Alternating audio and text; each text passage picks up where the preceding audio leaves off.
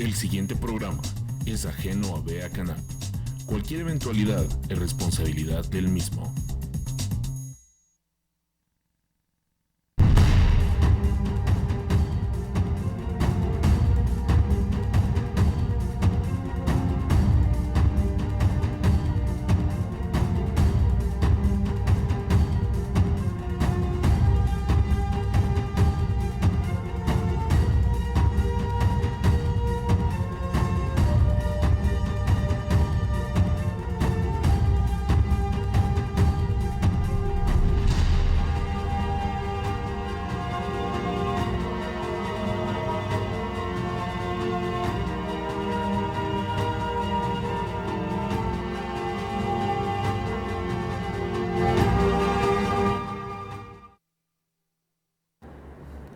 Buenos días amigos, soy el doctor José Luis González Dubón. Hoy es el jueves 5 de diciembre del año 2019 y nuevamente tengo el privilegio de compartir este escenario con el periodista estadounidense Steve Hedge. Steve, bienvenido. Muchas gracias, José Luis, un placer. Guatemala es un país donde a diario hay cosas que comentar acerca de la vida nacional, acerca de la política y de la realidad jurídica del país. Steve es un periodista que, como conocedor de la política de Estados Unidos, se ha especializado en las relaciones que ésta tiene con Guatemala. Y hoy pues vamos a hacer un análisis de esas relaciones y de lo que está pasando en Estados Unidos. Pero antes de entrar a este tema, fuera de cámaras, Steve me mencionaba que quería hacerme una pregunta para enmarcar la charla de hoy. ¿Cuál es esa pregunta, Steve? Pues es en relación a la Corte de Constitucionalidad, que creo que es el fondo de lo que está pasando hoy en Guatemala. Y quisiera saber qué opinas sobre el amparo que otorgó la Corte de Constitucionalidad a la Fundación Mirnamac en relación a la elección de magistrados de la Corte Suprema y de la Sala de las Cortes de Apelaciones.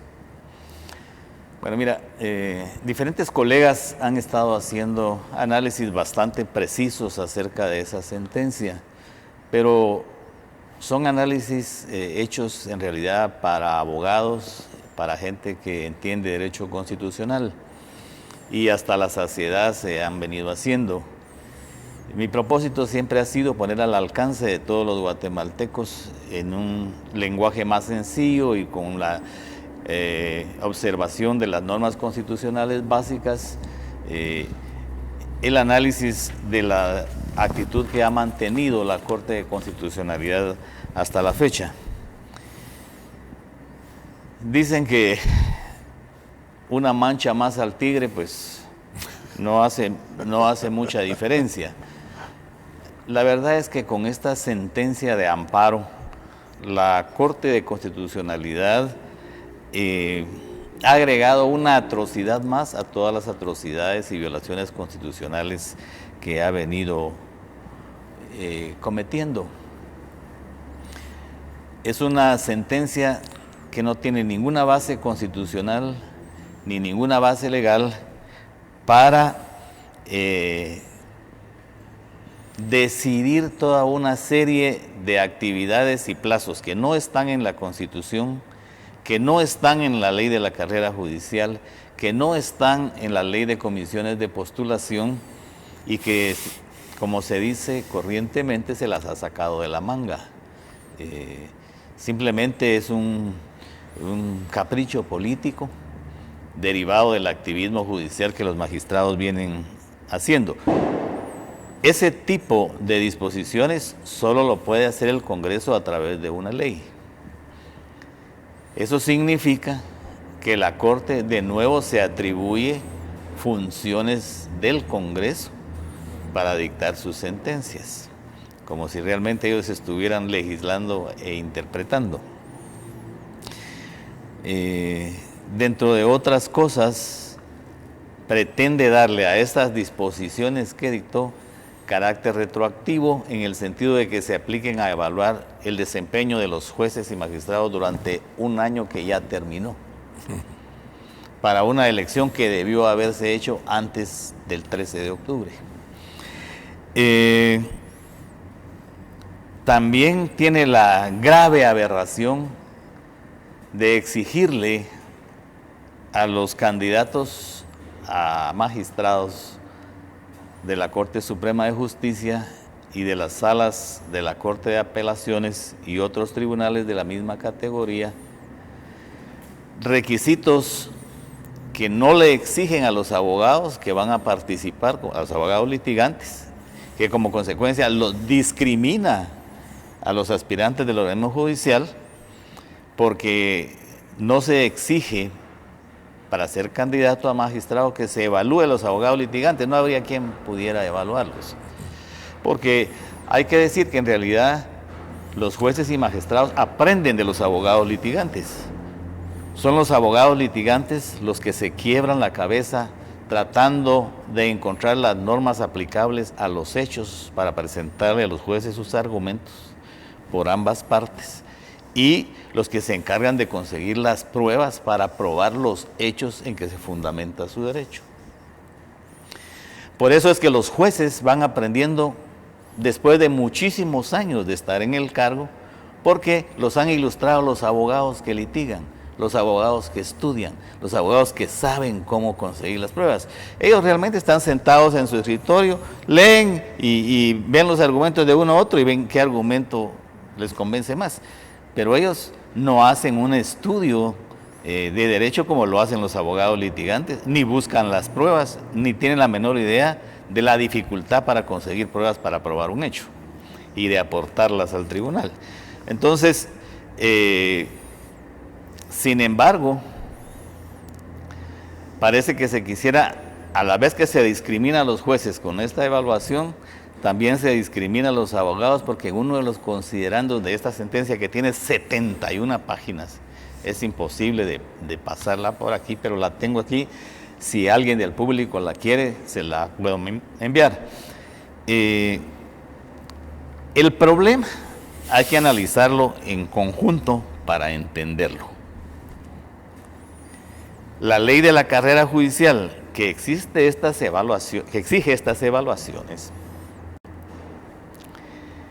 se estructuró y se presentó al Congreso para que desarrollara las normas de reforma constitucional que se iban a hacer y que fracasaron.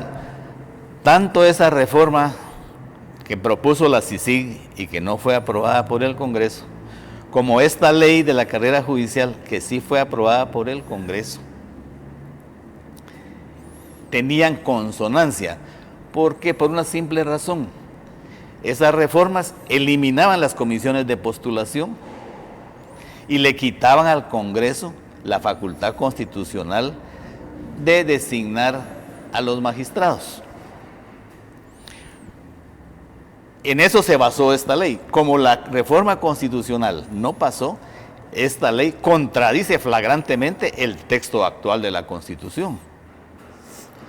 Es decir, esta ley es manifiestamente inconstitucional porque exige requisitos que la Constitución actual no exige. Quisiera analizar varios artículos constitucionales, 3 en realidad, para demostrar la inconstitucionalidad de la ley de la carrera judicial, que la Corte de Inconstitucionalidad, porque no es Corte de Constitucionalidad, hace prevalecer sobre la Constitución. El primero de estos artículos es el artículo 207.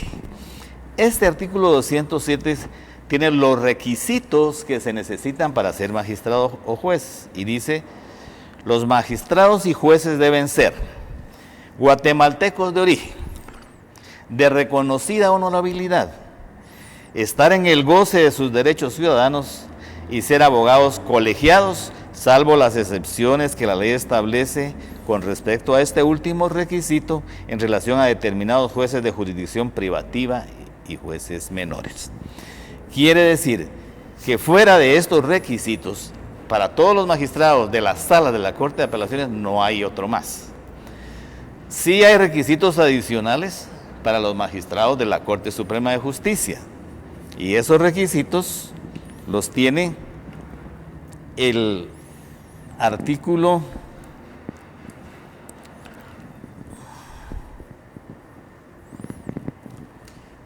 216, me parece que es, sí, que son los requisitos para la Corte Suprema de Justicia. Dice, para ser electo magistrado de la Corte Suprema de Justicia, se requiere, además de los requisitos previstos en el artículo 207 de esta Constitución, que son los que acabamos de leer para los demás magistrados, ser mayor de 40 años y haber desempeñado un periodo completo como magistrado de la Corte de Apelaciones o de los tribunales colegiados que tengan la misma calidad, o haber ejercido la profesión de abogado por más de 10 años.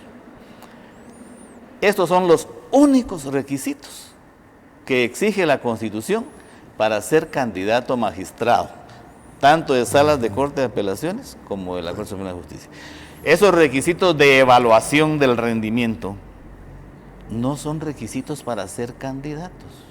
Y esta sentencia que estamos comentando basa toda su argumentación de anulación del proceso de elección en la exigencia de requisitos que la Constitución no contempla. Es decir, son exigencias manifiestamente inconstitucionales. Pero la Corte de Inconstitucionalidad está exigiendo que los magistrados cumplan requisitos que la Constitución no les exige. El problema es tan sencillo como eso. Pero hay otro problema más grave todavía. El artículo 209 de la Constitución no incluye dentro de la carrera judicial a los magistrados. Ese artículo dice lo siguiente: nombramiento de jueces y personal auxiliar. Los jueces, secretarios y personal auxiliar serán nombrados por la Corte Suprema de Justicia. Se establece la carrera judicial para ellos. ¿Por qué razón no están aquí los magistrados? Porque los magistrados no los nombra la Corte Suprema de Justicia. Los nombran dos entes externos. El primer filtro son las comisiones de postulación y luego el Congreso. Y el Congreso, como uno de los dos organismos políticos del Estado, toma sus decisiones con carácter político. Por eso los magistrados no están incluidos en la carrera judicial, porque su nombramiento no depende de su desenvolvimiento. Por eso es que ese requisito de la evaluación del rendimiento anual no les es aplicable para ser candidatos a magistrados tanto de las salas de la Corte de Apelaciones como de la Corte Suprema de Justicia. Entonces, el problema de fondo es que la ley de la carrera judicial es inconstitucional. Sin embargo, a pesar de ser inconstitucional, la Corte de Inconstitucionalidad da prevalencia a la ley sobre la Constitución. Segundo, incluye a los magistrados dentro de la carrera judicial cuando no son parte de la carrera judicial porque su nombramiento es político.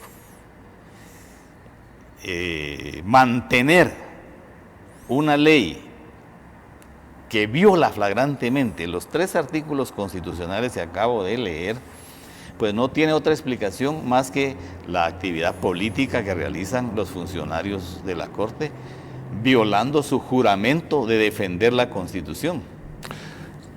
Sí, quiere decir que en esa agenda política no les importa en lo más mínimo la ley, y si no fuera por esa ley de la carrera judicial hubiera encontrado otro pretexto para lograr su propósito. Efectivamente, mira, esta sentencia que la dictó con fecha 2 de diciembre y todavía están corriendo los plazos, establece, si podemos poner la primera página de la sentencia, y está la fecha, y resuelve el amparo presentado por la Fundación Mirna Mac. Y En él, por tanto, en la parte final, donde revoca la sentencia del juez de primera instancia que había declarado sin lugar el amparo con un buen razonamiento, ordena toda una serie de cosas que no están en ninguna ley, no están en ninguna parte, simplemente se las inventó. Dice ahí en la página 68, y la podemos poner en pantalla, y no la voy a leer porque son 4 páginas del por tanto. Dice: el Consejo de la Carrera Judicial debe revisar los artículos 12 y 13 de la disposición específica identificada con el número tal, conforme a la considerada en este fallo, y atendida esta orden, remitir al diario oficial para su respectiva publicación. Para el cumplimiento de lo ordenado en esta literal se fija el plazo de 48 horas contado a partir de notificado el presente fallo. Esta es otra gran inconstitucionalidad, porque no es a partir de que esté firme el fallo, sino a partir de la notificación del fallo, como que no cupieran los recursos de declaración y ampliación, que no hacen que el fallo esté firme, que tengo entendido que ya se plantearon. ¿Cómo es posible que quiera ejecutar una resolución que no está firme? No puede ser a partir de la notificación del fallo, porque hay recursos que se pueden interponer contra el fallo. Tiene que ser hasta que el fallo esté firme. Así es en todas las sentencias de todos los tribunales. B, dice: efectuada la publicación debe certificar directamente los instrumentos de evaluación que, según informes rendidos ante este tribunal, ya elaboró, acto para el cual se fija un día contado a partir del siguiente que ocurra la publicación aludida. Esta es otra arbitrariedad, porque el artículo 32 de la Ley de la Carrera Judicial, si fuera constitucional, dice que esa evaluación debe hacerse con parámetros nacionales e internacionales.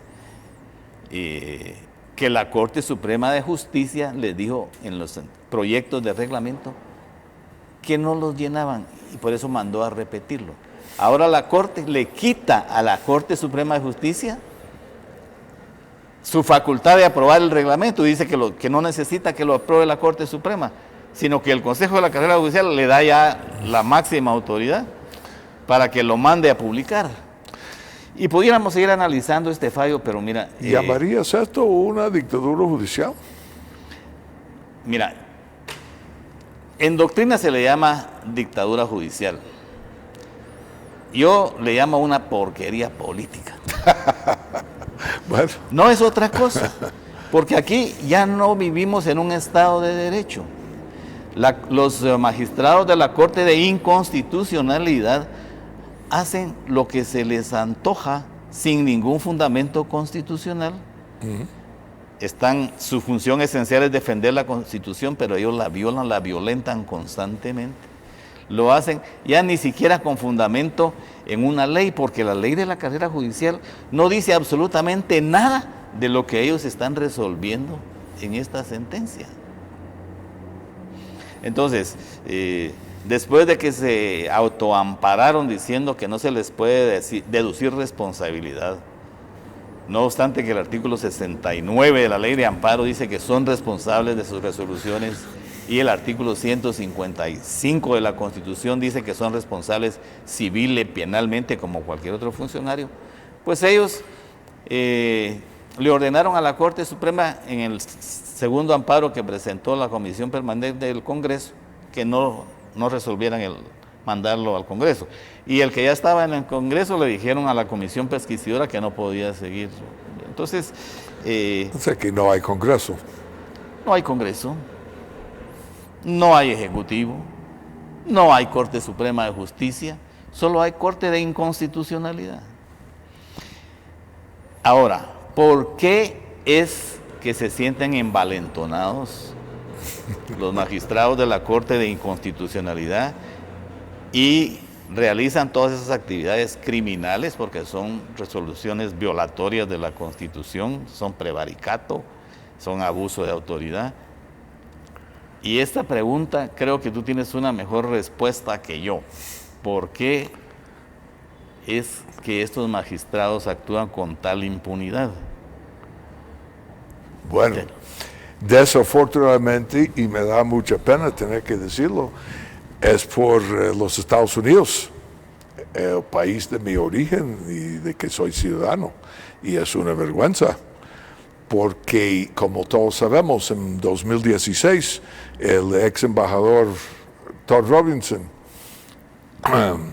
amenazó a los líderes de los bloques del Congreso para que nombrara a Gloria Porras a la Corte de Constitucionalidad. Y desde entonces han habido muchos reportes que ella domina a los demás magistrados para ejecutar una agenda política. Y esa agenda hace un lado la ley. Y Estados Unidos, la embajada, el Departamento de Estado y el Partido Demócrata y los medios corruptos alineados con ellos los respaldan. Los tratan como si fueran magistrados, profesionales, imparciales, aplicando correctamente la ley. Y esto es, como acabas de decir, con este solo ejemplo, y aquí has hablado de muchos más, y las veces que yo he estado aquí también, o sea que todos que ponemos atención, sabemos muy bien de que esa Corte de Inconstitucionalidad no aplica la ley, aplican poder político y aprovechan del poder de Estados Unidos para imponer eso. Ahora, en el gobierno de Obama, esto venía de la presidencia. Ahora ya no, porque Trump no está, según mi criterio, de acuerdo con eso, pero tampoco tiene mucho control sobre esa gente porque tiene demasiadas cosas que hacer. Y no le llega la información que le debe de llegar. Y esa corte está perjudicando a Guatemala, está perjudicando a Estados Unidos y otros lugares. Es decir, que teóricamente, aunque el presidente de Estados Unidos es la autoridad máxima en materia de política exterior, realmente quienes están dando esas órdenes están dentro del Departamento de Estado. Y que el embajador realmente obedece al Departamento de Estado y no al presidente Trump. ¿Es así? Eso así es. Ese embajador es diplomático de carrera y no tengo mucha duda que él esté de acuerdo con eso, porque para entrar a ese servicio hay filtros y no es ninguna coincidencia. Entonces ellos tienen una filosofía, una ideología, si querés, y buscan gente, y no es 100%, pero la gran mayoría, buscan gente que coinciden con esa ideología. Ahora, ellos, cuando hay un presidente como Trump, y eso es cómo funciona lo que podemos llamar el Estado profundo, que ellos, juntos con los demócratas y los medios, cuando viene un alto funcionario nombrado por Trump, lo atacan, empiezan con chismes, con acusaciones, falsedades y tergiversaciones. El Congreso los llama, les pregunta, los medios reportan. Entonces, la persona que quiere ejecutar la política de Trump, él va a encontrar una resistencia fuerte de parte de los burócratas permanentes que trabajan dentro de del Departamento de Estado. Y únicamente el más comprometido, el más fuerte, podría enfrentar esa batalla. Que hemos visto algunos funcionarios que los hacen a un lado, renuncian, ya no siguen ahí. Y entonces es muy difícil para Trump ejecutar su política en esa situación. Vamos a ir a un corto, pero cuando regresemos quisieras que me explicaras una aparente contradicción en las actitudes de la Corte de Inconstitucionalidad. ¿Por qué es que en relación al convenio de asilo, la Corte de Constitucionalidad después de haber decretado que el presidente tenía, si llenaba los requisitos necesarios, que mandar ese acuerdo al Congreso, después revocó esa resolución a petición del Ejecutivo y aparentemente el Ejecutivo consideró que no tenía que ir al Congreso y el convenio de asilo se está ya ejecutando. ¿Qué es lo que pasó ahí? ¿Por qué la Corte de Constitucionalidad pareciera haberse desviado de su línea en esta oportunidad? Vamos al corte y cuando regresemos quisiera que me contestaras esa pregunta.